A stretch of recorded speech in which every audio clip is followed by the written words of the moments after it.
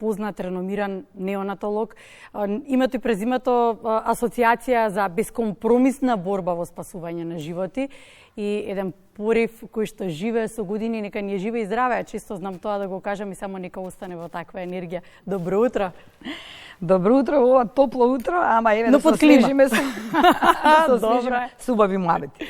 Да, убав и секако доволни причини за да дојдете тука, иако секогаш има причина, но ве почекавме да се вратите. Имавте еден период кој што беше многу навистина динамичен за вас. Ајде да започнеме од тоа дека позната сте како специјалист по неонатологија во светот. Влеговте во еден нов предизвик за вас, детската неврохирургија. Некако не ви беше доволно и дека станавте универзитетски професор, па дополнително и ова беше нешто што веројатно сакавте да го заокружите во оној мултидисциплинарен пристап за кој што се трудите со години да го постигнете. Размислувајќи околу тоа што е тој порив кај мене, например, некојаш си правите автоанализи и тоа е добро, бидејќи така станувате подобра личност и си ги коригирате и маните, бидејќи никој не е безгрешен, дојдов до заклучок дека еден од начините кој што тоа ме тера е самата јас. Значи, или се раѓате така, со таква енергија, со порив кој сакате да го дадете, не за себе, туку да го дадете, не за да вие го кажете тоа дека сум тоа, за да можам да помогнам на децата. Тоа е мојата улога, веројатно тоа е мојата мисија во овој живот тука.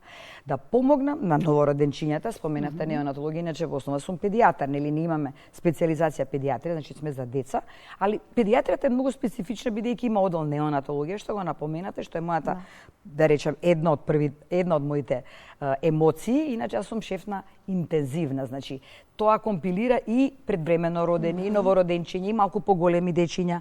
И на крај сега доаѓа како круна на сето тоа желбата да го проучам мозокот.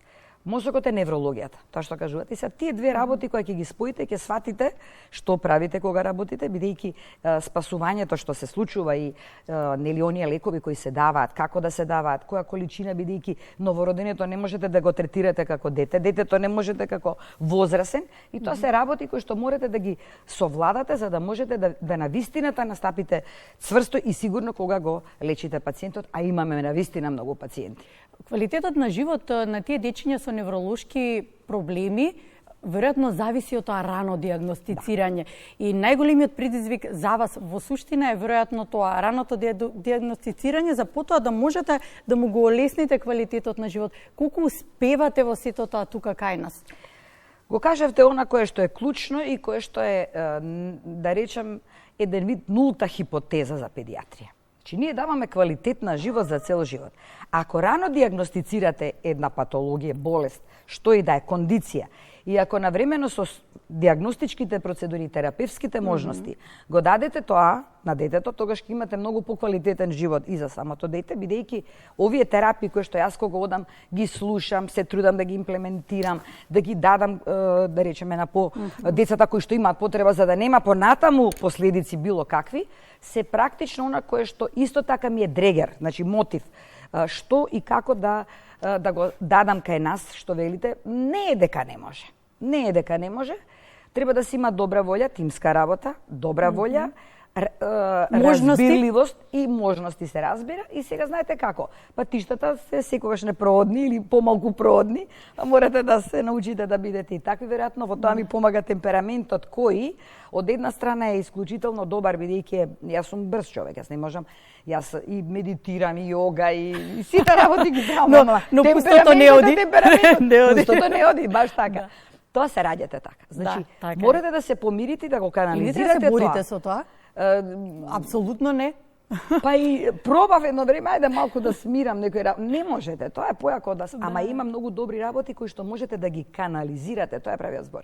Значи, темпераментот да го исканализирате во брзината, во реакциите, во начинот да речеме дете кој треба да се диагностицира. Се уште треба да се јавите на телефон, да исконтактирате со луѓе, да се јавите надвор од државата, морате и за тоа да бидете спремни, бидејќи веќе станува и клиниката дел од оној мултидисциплинарен контактен дел, каде што ние со јавувањата во други центри добиваме информација од колегите за да можеме да пристапиме кон одредени поретки кондиции кои особено во неврологијата ги има. Убаво што споменавте да се јавите некаде надвор. Ова како го представуваме не е дека секој може да се јави надвор. Еминентните центри, педијатриски центри не криваат телефон секому и тие педијатри познати имиња не даваат совет секому. Доколку сака некој да изгугла, тоа ИПА конгресот кој што го организира Интернационалната педиатриска асоциација, тоа е најголемото педиатриско случување во светот, каде не мора да спомнува имиња, туку најпознатите педиатри, професори се таму, бевте вие таму и имавте своје излагања таму. Тоа не е мала работа. Не само вие како име и презиме, туку македонското здравство го представувате така. Прво ја представам државата. Прво ја представам Македонија. Тоа да се знае и да се разбере дека таму не ја спази Софијано. Таму е Македонија. А тоа е нешто што мислам дека и мене ме направи горда. Јас таму, одејќи движејќи се со знаменцето, и морам во оваа прилика да го поздравам. Имаме слики. Добра. Имаме. Имам знаменца, шетам со нив дел од тоа, бидејќи светот беше собран во мало, светот собран во Мексико Сити. Мексико е држава која што барајте, тоа е малку хендикеп кога требаме да вадиме визи. Јас ја имав среќа што имав и англиска виза, но како и да е, не можете стално да имате пристап до тие држави каде имате ограничување заради влезот во нив. Меѓутоа среќа тоа не беше во мојот случај и бевме од Балканот. Поради овие ограничувања имавме 3-4 колеги кои што бевме цело време заедно, имаше и елекција, правевме на новиот председател на на Интернационалната педиатриска асоциација и тоа беше збир на сите на вистина еминентни педиатри, беше чест да ги видам нив, чест да бидам заедно со нив и особено првиот ден бев заедно со канаѓаните, со американците и јас во групата каде што имавме предизвикот во вакцинацијата и имунизацијата, кој исто така треба да ја ставиме на исклучително важна позиција, бидејќи треба повеќе да се дебатира на темата, стравот од една страна што се создаде, а од друга страна потребата и јавувањето на тие болести и така натака. Во светот или само кај нас? Ќе речам дека и во светот го има. Веќе дебатите се сведуваат на тоа дека и ние како лекари треба малку поцврсто да застанеме, но народот бара. Народот бара објаснување зашто е тоа така. Се создаваат многу забуни во кои и одреден до одреден степен и со оправдување се викаат, чекај, па ова ако е вака, тогаш зашто јас своето дете да го изложам под наводници, да речеме на одреден ризик што не е така. А ние сме тие кои треба да дадеме добри аргументи и можеби еве на идеја да го направиме тоа на ниво на ние од една страна и тие кои што сметаат дека тоа не е така, па да се аргументираме зашто е тоа така. Значи верувајте дека и во светот има одредени дилеми како, кога, зошто, треба или не треба. Тука треба апсолутно заедништво заедно со матичните лекари, бидејќи тие ни се исто така вратата кон здравјето.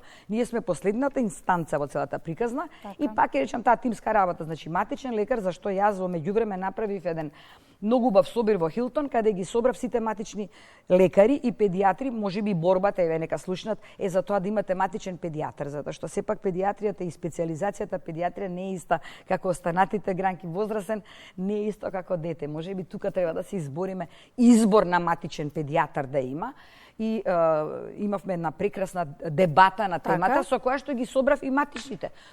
Тие кои што работат секој ден со пациентите на широка основа. Јас работам со најтешките пациенти, тоа е друга улога. Ама ете да ја пренесам улогата што светот кажува и ми се допадна што имавме одличен одзив и се разбира, клиниката е секогаш подршка во сето тоа и ќе остане. Тука исто така морам да кажам, имаме и одлична соработка и со приватните болници. На крајот таа една заедничка комуникација што ја имаме во делот околу одредена побрза дијагностика, ако не можеме тоа да го направиме веднаш во клиничкиот центар, зашто да не?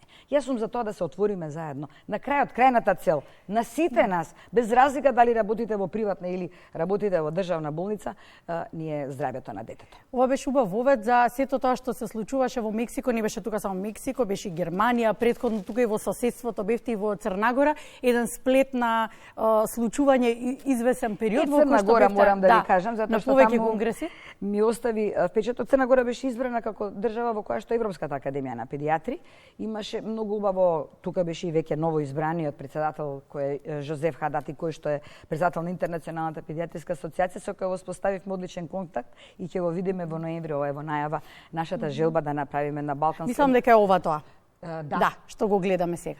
Да, тоа. Јас на сите тие места имам предавање. Значи не одам само за да прошетам, одам за да ја представам државата. Тоа исто, тоа ќе ве прашам. И да зборувам и да кажам и бидејќи зборувам сега природно, нели, која растете во мултикултурна средина, каква што е мојата, во која милјето во кое што сум растена, ви овозможува, можеби, еве јас француски зборам, бидејќи сме власи, па дома зборувавме цело време на влашки јазик, тој е доста сличен на романскиот, односно на таа романска група на јазици како и францускиот, англиски веќе да не говориме, бидејќи тоа како стана нормално, ако не знаете англиски не можете да пристапите. И кога се обратив во Будва, односно Бечичи, на Европската академија на педиатри, во името на сите балкански организации, значи во името на изборував на 4 јазици, на англиски, на француски, на српско-хрватски нивниот и на македонски.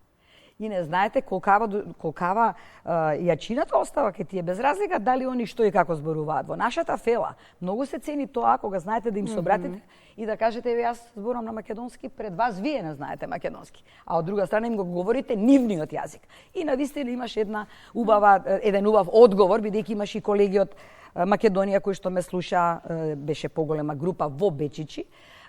Тука ни е блиску, па можат и да дојдат. Јас сум секаде, ако може и повеќе да има присутни, за да може да ги пренесеме знаењата на сите, пак ја кажам, нивоа на работа. Како се подготвувате за такво представување?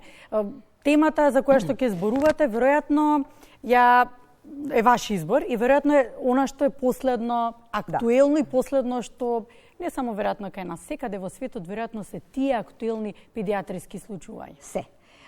Јас се спремам за секое предавање. Тука нема дилема околу тоа. Сите ми беа 4 различни на овие настапи каде што бев присутна.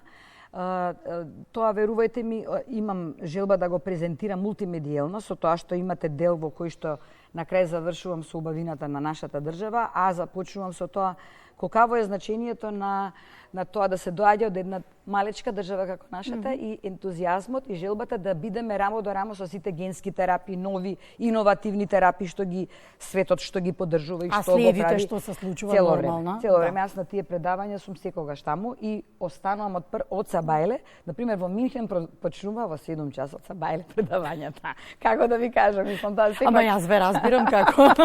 Али тоа е Минхен, сега во Мексико не почнува, почнува во 9. Имате разлика, малку и тоа е културолошки размена на искуства, па малку и шала на темата, нели?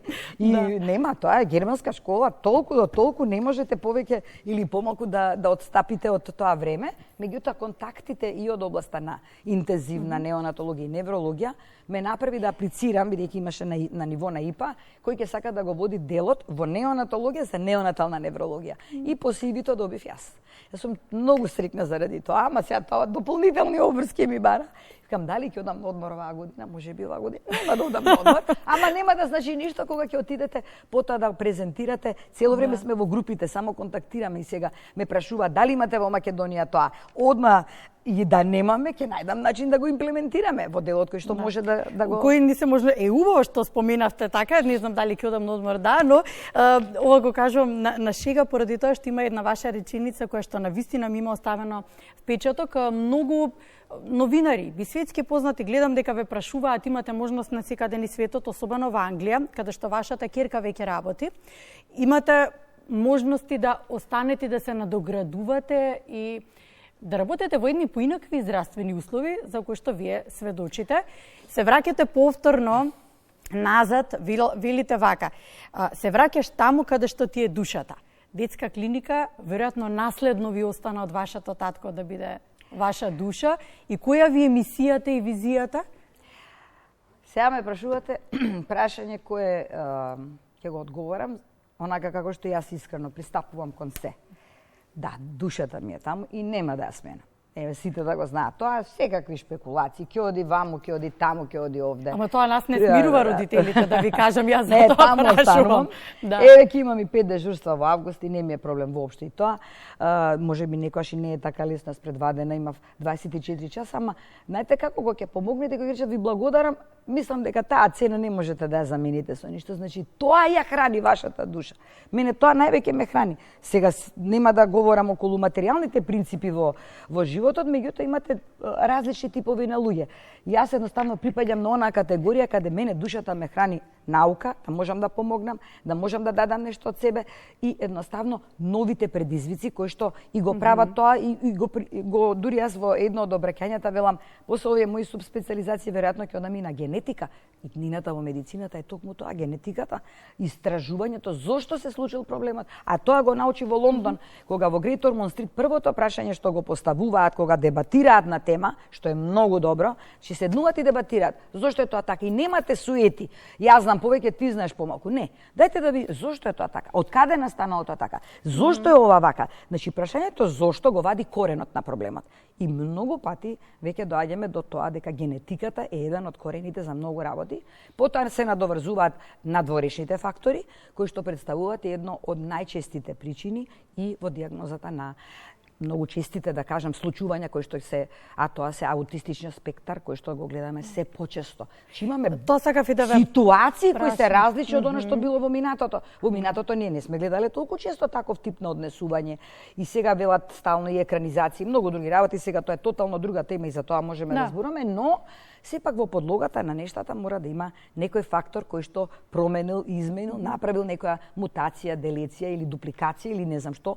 И тоа ме заинтригира многу, нема да одам сигурно, верувам дека веќе имам доволно години да уште една таква субспециализација, ама читањето нема да ми изненадите, само ќе ми дојде убаво на душата. Туку она што го зборувате ме потикнува и да ве прашам, сршта ја знаете на клиниката. Колку работите се променија, голем дел од работите имавте можности кога беше под ваша палка да ги промените. Но и неуморно сега се трудите да биде тоа така. За можностите ни се јасни, но имате ли тим со кој што можете да работите? Колку тука се променија работите? Вака велат мудреците. Што е интелигенција? Интелигенција е адаптација. Че постојат работи кои не можете да ги смените, можете да се адаптирате. Тогаш сте многу помудри од се. Јас сум човек кој што без разлика на своите одредени карактеристики, вакви или онакви, на крајот на денот, ако било по некаква промисла да се случат одредени работи, можете, ако се адаптирате, исто така одлично да функционирате и при тоа секоја новина повторно да си ја имплементирате, да си работите така како што треба, што и го правам. И мислам дека во тој дел ќе остане тоа така, колку и да сака. Имате моменти на искушенија, тоа да се разбереме, секогаш ќе го има. Моменти кога некои работи не ви се погодени, и тоа ќе го имало и ќе го има. И јас кога сум веројатно раководела имало такви ситуации. Тоа треба да е човек реален и искрен. Меѓутоа, убавината е во тоа да умеете, кога ќе се симнат емоциите, да го надвладеете тоа и да продолжите да ги имплементирате. Да, клиниката оди напред, без дилема. Клиниката оди напред. И не стои на место. Имате визија, сигурно. Да. Познавајќи ве, знам дека си имате веќе нешто во што си размислувате следно. Ви сакале да споделите? Па еве, например, постоењето, односно имплементирањето на генска терапија во однос на неврологијата. Тоа е доста тренд во светот, еве го слушнавме во Минхен. Не значи дека тоа е последното решение, бидејќи континуирано. Знаете како, многу е лошо во педијатријата што не можете да правите експериментална група на деца. Имате контролна група, која што се здрави деца и таа на која треба да се даде лекот. Тука многу е, да кажам, работата, затоа доста често експерименталните работи ги прават на животни и ги прават во специјални лаборатории со доста сличности кои би можеле да се применат и врз детето, бидејќи не можете на дете да направите било каква, да кажеме, давање на лека, а сепак е дете. Тоа е апсолутно надвор од секоја дискусија и затоа следењето на овие конгреси дава можност да вадењето на новите лекови, давањето кај децата под строга контрола, значи да се точно да се знае како и тоа, затоа мене ми е интензивната еден добар бекап. Кога знаете дека не дај Боже нешто ќе се случи, а давате нов лек, тука ви се сите други помагала каде можете да го оставите детето во добра кондиција, да кажам, доколку настанат нус ефекти. Значи, постојат нови генски терапии кои сметам дека треба да се применат. Имаме многу ретки болести кои исто така бараат да не ги праќаме надвор, зашто тоа доста чини, да можеме и кај нас да го донесеме тој, да кажеме, лек или тој принцип на манипулација која што ќе помогне. Така да сите тие работи имаме разбирачка, не можам да речам дека не. Едноставно тоа се колку и да некогаш ни се чини дека ни е драго или не, мораме да го правиме, ама треба да имате и храброст за тоа. Така да кај мене тој дел е веројатно и храброст, клучен. и знаење, Знаењето и тоа е главната подкрепа. Најважно. Најдиректно ќе ве прашам, мене сте ми особено драга, јас за животни поуки од вас имам научено и земено. Колку младата генерација што работи со вас црпи знаење од вас? Ме знаат добро. Знам да бидам незгодна некогаш, токму заради тоа што ако ги видам, они знаат на што јас реагирам секогаш. Тоа што јас сум постојано во движење и тие се луѓе мора да седнат некогаш, а ако има некоја интересна ситуација, секогаш ги повикувам. Дури пред некој ден на колишката која што е при мене брзо и реков станувај сега ти да пунктираш. И она си знае одма ти тука со мене заедно. И знае дека нема бегање. Така да го знаат моментот дека не себично го давам знаењето. Значи, голем човек сте ако го дадете знаењето, ако го споделите знаењето. Дури имаш една што полагаше кај мене, вика, јас која испадна да полагам кај вас, реков, сега што ќе биде? Тој вика, вие сте сепак нормален човек кој што дури и во прашањата што ги поставувате, гледам дека не сакате да видите колку не знам. Тоа е најлесно. Најлесно да видите колку некој не знае. Најтешко е да видите колку знае, каде му е потенцијалот, да му го дадете тоа за да го охрабрите, бидејќи така нема да сакаат многу лесно да заминуваат секаде и ова што го говориме цело време. Има многу начини на кои што треба да се поработи за да ги... Убаво ми одговоривте на прашањето затоа што сакав да ве прашам и како универзитетски професор. Тоа ми беше прашањето, ќе имаме ли на кого да се потпреме? А никако наназад години сакам да ве прашам и се наметнува самото по себе. Јас често знам да слушнам нешто од вас, па ќе си го подзапишам. Сте размислувале ли да оставите нешто зад вас како, можеби како книга? Да, веќе можеби како книга, а верувам дека би требало и да се размисли како нешто повеќе, затоа што имате да покажете многу. Работам на книгата за единствената книга што постои во детската неврологија од мојот татко напишана. Јас ќе направам апдейт на тоа сега. И веќе работам на тоа. Тоа ќе биде детска неврологија во општо, значи веќе пишувам, а другата ќе биде неонатална неврологија која ќе следи веднаш после тоа, бидејќи тоа е веќе и потреба која што доаѓа од оваа нова група која што е формирана на ниво на интернационалната и таму не можете да мрдате ни лево ни десно. Таму мора да се оди стрикно по правила и прописи, што исто така не исклучува и оваа книга што ја пишувам дека ќе биде строго рецензирана, а од трета страна имам и интензивни процедури во педиатријата, која имам издадено 2016 година и таа е една од книгите која им ја поклонувам на студентите и велам и да не го знаевте, прашањето што ве прашав, ќе го најдете тука.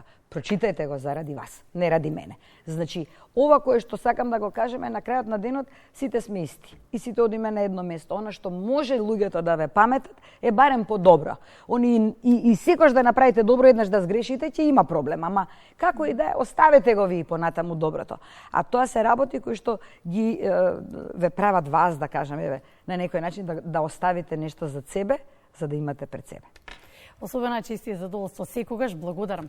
Благодарам што ни бевте гостинка денеска. Сакав во непосреден разговор малку да поразговараме надвор од сето она што денеска ќе биде ваша работа. Да, веднаш на клиника и така натаму. Благодарам, останете уште малку со нас. Со вас, во секој време.